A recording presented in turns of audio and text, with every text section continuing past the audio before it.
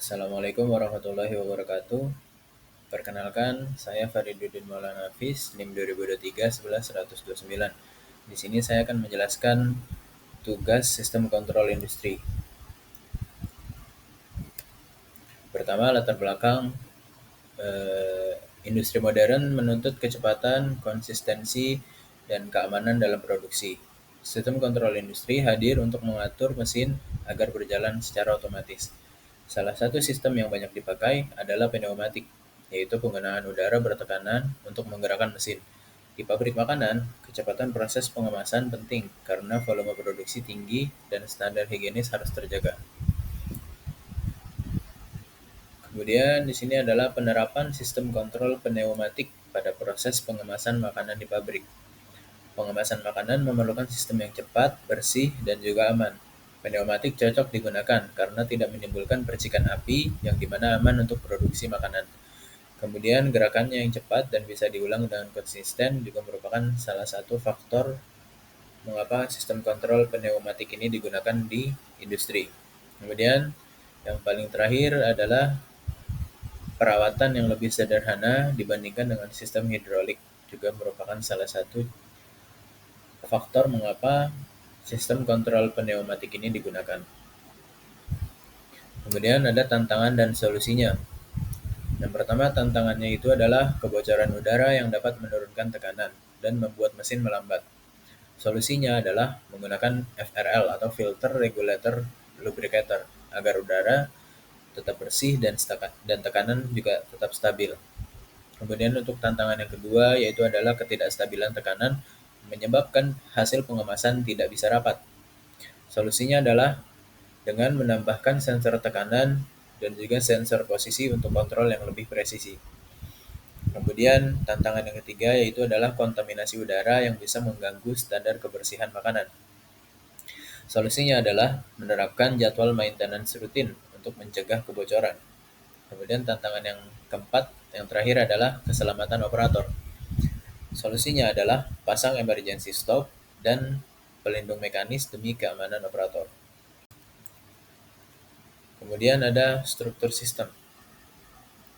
Struktur sistem dalam sistem kontrol pneumatik ini, yang pertama itu ada kompresor dan juga tangki udara, yang fungsinya adalah untuk menghasilkan udara bertekanan. Kemudian yang kedua adalah FRL unit, yang fungsinya adalah untuk menyaring, mengatur, dan juga melumasi udara. Kemudian untuk yang ketiga adalah katup kontrol, yang berfungsi untuk menentukan arah aliran udara. Yang keempat adalah silinder pneumatik, yang fungsinya adalah sebagai aktuator untuk menekan atau mendorong kemasan. Yang kelima ada sensor yang fungsinya untuk mendeteksi keberadaan produk. Yang keenam ada controller yang fungsinya sebagai otak pengendali sistem. Dan yang terakhir adalah output, yaitu gerakan mekanis menekan atau mengemas produk. Kemudian di sini terdapat blok diagramnya sesuai dengan struktur sistem yang tadi, yang sudah saya jelaskan dengan fungsi-fungsinya. Kemudian di sini juga ada cara kerja sistem. Cara kerja sistemnya itu kompresor ini menghasilkan udara bertekanan, kemudian masuk ke FRL atau Filter Regulator Lubricator untuk dibersihkan dan juga distabilkan. Selanjutnya, sensor mendeteksi makanan sudah siap di posisi pengemasan. Lalu controller mengaktifkan valve atau katup, kemudian udara dialirkan ke silinder. Selanjutnya, silinder bergerak maju dan menekan atau menutup kemasan. Setelah selesai, silinder kembali ke posisi awal dan siap untuk siklus berikutnya. Kemudian proses akan berulang secara otomatis dan produk bisa dikemas secara cepat dan konsisten. Kemudian kesimpulan daripada penggunaan sistem kontrol pneumatik pada proses pengemasan makanan ini adalah sistem kontrol pneumatik sangat cocok untuk proses pengemasan makanan karena cepat, aman, dan efisien. Penggunaan udara bertekanan memungkinkan pengemasan dilakukan secara otomatis, meningkatkan produktivitas dan menjaga kebersihan produk. Tantangan seperti kebocoran, tekanan tidak stabil, dan keamanan bisa diatasi dengan desain sistem yang baik, penggunaan sensor, serta perawatan yang rutin.